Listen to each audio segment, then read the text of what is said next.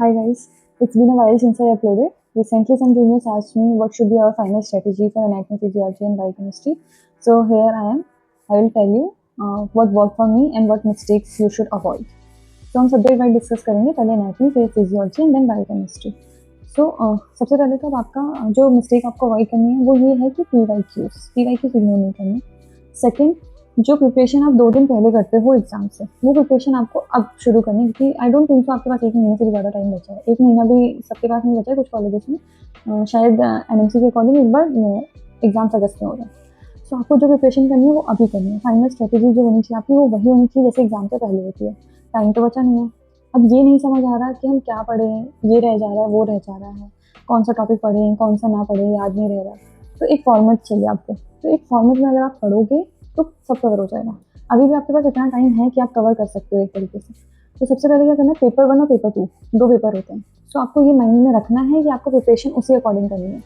Paper 1 में जो syllabus आ रहा है, जो यूनिट्स आ रही हैं, और पेपर 2 में जो यूनिट्स आ रही हैं, आप उनको डिवाइड कर लो. एनाटमी की जितनी यूनिट्स है उनको डिवाइड कर लो. जैसे upper limb, lower limb, thorax, सबको अलग अलग डिवाइड कर लो. पेपर 1 की यूनिट्स एक जगह लिखो, पेपर 2 की यूनिट्स एक जगह लिखो.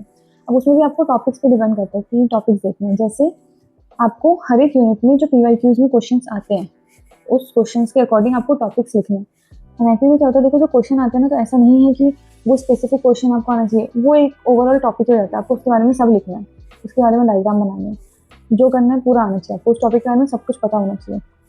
बहुत ज़्यादा टॉपिक्स नहीं है, हर एक यूनिट में टॉपिक है. किसी यूनिट में ज़्यादा टॉपिक है, किसी यूनिट में कम टॉपिक है. For example see thorax. तो अब मैं दिखाती हूँ आपको.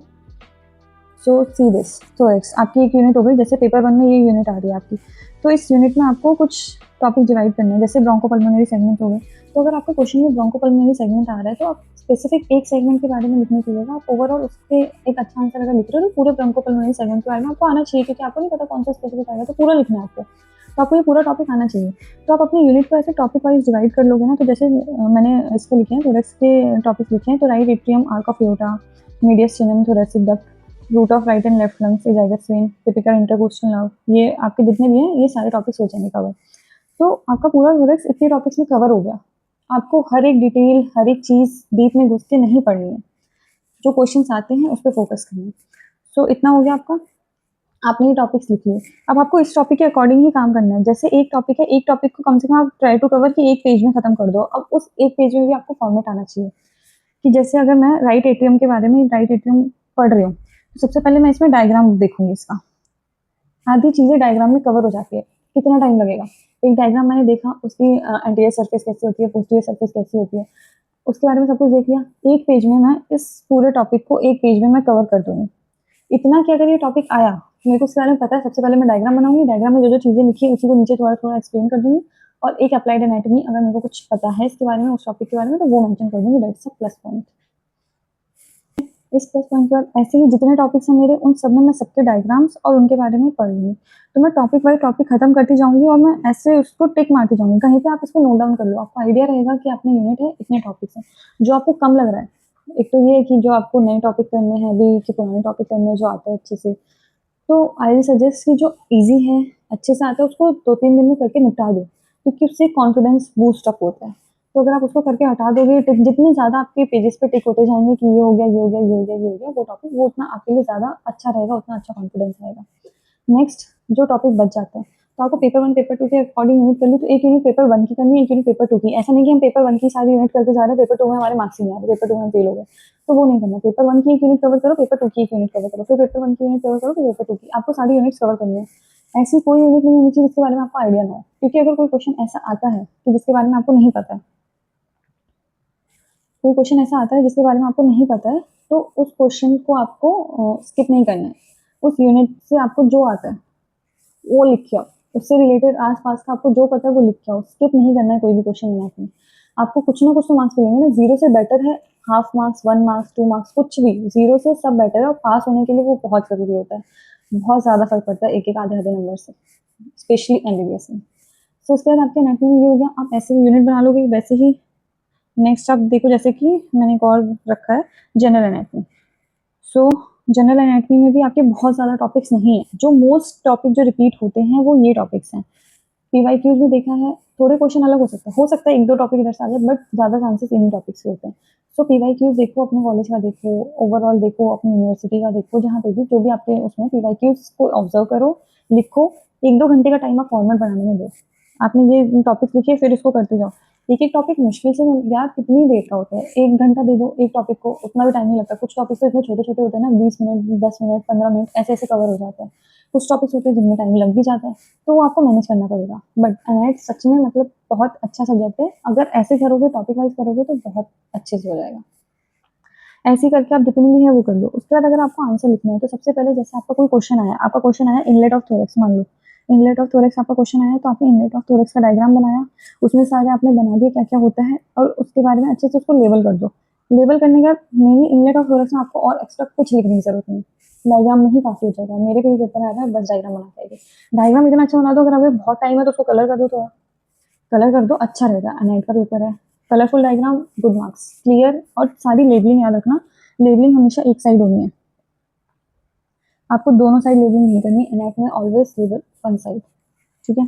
क्वेश्चन आया इनलेट ऑफ थोरैक्स, आपने सबसे पहले डायग्राम बनाया, डायग्राम बनाने के बाद आपने उसको लेबल कर दिया, आप चाहिए तो थोड़ा कलर कर दो, थोड़ी सी एक्सप्लेनेशन देनी है, बाकी जो भी टॉपिक्स होते हैं उनमें एक्सप्लेनेशन देनी है। वैसे इनलेट में ज़्यादा जरूरत नहीं पड़ती, पर जो भी क्वेश्चन होगा उसमें आप नीचे उसी के बारे में जो आपने डायग्राम में लिखा उसके बारे में थोड़ी एक्सप्लेनेशन दे दो, जो आपको थोड़ा बहुत एक्स्ट्रा याद है वो लिख दो। और applied analysis, this is a very plus point. अगर आपको अप्लाई पता है उसके बारे में तो अप्लाई लिख दो। वैसे जितने भी टॉपिक्स पढ़ोगे ना, वैसे जितना भी है आपको जिन जिन में अप्लाइड होगा उनके अप्लाइड भी याद कर लेना, एक दो मेंशन कर दोगे, बहुत अच्छी बात है, मिलेंगे ही मिलेंगे मार्क्स, अच्छे मार्क्स मिलेंगे। तो ऐसे करके अगर आपने सब कुछ डिवाइड कर लिया तो आपके नेट का हो जाएगा, बहुत मुश्किल नहीं कर लेंगे। बात रही फिजियोलॉजी की, सेकेंड इज फिजियोलॉजी। फिजियोलॉजी में क्या होता है कि डायग्राम से ज़्यादा फोकस थ्योरी पे होता है। फिजियोलॉजी एक बहुत वास्ट सिलेबस है, मेरा खुद फिजियो अच्छा नहीं था, तो फिजियो एक ऐसा सब्जेक्ट है, बट लास्ट मोमेंट तक आते आते अभी तक आपको बहुत चीज़ें फिजियो में याद हो गई होंगी। मैंने क्या प्रेफर किया था खुद से, अगर मैं बताऊं कि एग्जाम टाइम प्रिपरेशन के लिए मैंने PW के एक नोट्स आते थे क्वेश्चन आंसर्स वाले, फर्रे, उसमें जो क्वेश्चन आंसर फॉर्मेट था ना बहुत अच्छा था। भले ही उसको कुछ भी कहा जाए, कैसा भी कहा जाए, जो भी चीज़ें थी, वैसे ही वो बहुत अच्छा आंसर्स, क्वेश्चन आंसर्स थे उसमें, राइट एंड के आंसर्स लिखे होते थे, बहुत अच्छे फॉर्मेट में लिखे होते थे, तो मैंने तो फॉलो किया है। मैंने बहुत से क्वेश्चन आंसर उससे देखे हैं, बहुत से टॉपिक देखे हैं जो बहुत अच्छे रहे लिखने में। इसके अलावा एनआईटी में भी, एनआईटी में क्या था, लोग बोलते हैं कि नहीं जौहरी का बहुत शॉर्ट रहता है, जौहरी सर का बहुत अच्छा रहता है।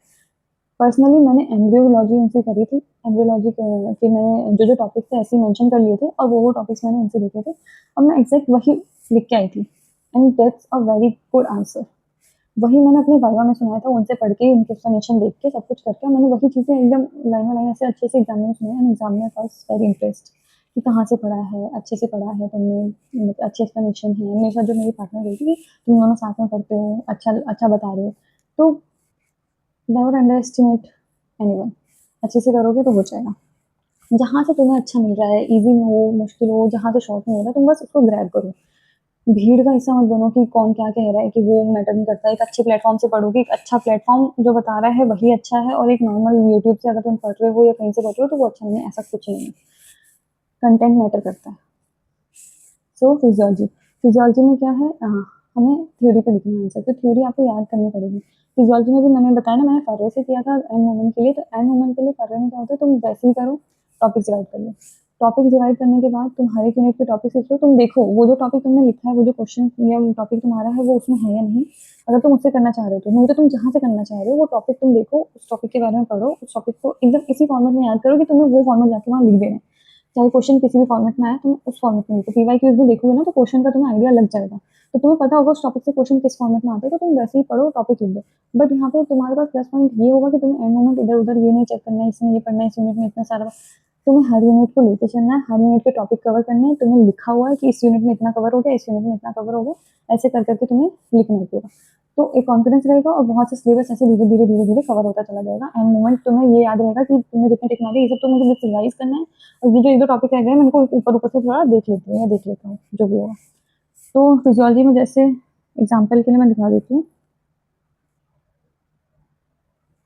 हाँ, you can see on the screen. Physiology जैसे रीनल फिजियोलॉजी आ गया, रीनल फिजियोलॉजी में कुछ टॉपिक्स हैं, GFR, micturition, DCT, role of kidney in acid base balance, JGA-PCT, counter current mechanism, milieu interior mechanism of glucose reabsorption in renal tissues. तो तुम ये देखो कि जितना तुम सोच रहे हो एक यूनिट कवर करनी है, तुमने इतने टॉपिक करने में एक यूनिट कवर कर लिया, तुम्हें इतना पता है कि इस टॉपिक यूनिट से कोई ना कोई क्वेश्चन तो आना ही आना है, क्वेश्चन तो आएगा। तो अगर तुमने इतना कर लिया तो तुमने एक या दो क्वेश्चन, एक क्वेश्चन, एक ही मान लेते हैं, एक क्वेश्चन तो तुमने कवर कर ही लिया है, ये तो तुम्हारा हो ही गया। अब तुम्हें ये ध्यान रखना है कि तुमने इतना किया है ना, तो तुम्हें ये आना चाहिए, इसके बारे में तुम्हें पता होना चाहिए, रटना नहीं है, तुम एकदम याद कर लो कि अगर इससे कुछ भी आएगा तो तुम्हारे मार्क्स यहाँ पे 0 तो नहीं आएंगे, कुछ मार्क्स तो मिलेंगे। सो GFR वगैरह ये सब में तो मैंने तो ये भी यूट्यूब से करा था, एक चैनल है एडू क्लब करके, इस चैनल पे यूट्यूब वीडियोस आपको मिल जाएंगी, बहुत अच्छी वीडियोस हैं, इस चैनल से कर लो या फिर PW के फर्रे नोट्स से पढ़ लो, कहीं से भी पढ़ लो। तो GFR कर लो, मैच्योरेशन, ये सब छोटे टॉपिक्स हैं, इनको करने में तुम्हें 1 घंटा लग सकता है, बट उससे ज़्यादा नहीं लगेगा। तो ऐसे करके तुमने अगर ये कर लिए तो एक बार बैठोगे, एक बार भी एक यूनिट लेके बैठोगे, 3-4 घंटे लगातार बैठोगे पढ़ने, तो एक यूनिट खत्म करके उठ जाओगे, तो हो जाएगा। उसके बाद फिजियोलॉजी में इतना हो जाएगा, फिजियोलॉजी के भी यूनिट्स लिखिए, पेपर 1 पेपर 2 के अकॉर्डिंग डिवाइड कर लिया। बायोकेम में, बायोकेम में किससे पढ़ना है, कैसे पढ़ना है, बायोकेम में क्या होता है, बायोकेम में अगर हम डिवाइड करेंगे ना, तो बायोकेम में पेपर 1 पेपर 2 की यूनिट तो डिवाइड कर लो, बट वहाँ पे थोड़ी प्रॉब्लम आ जाती है टॉपिक्स को लेके।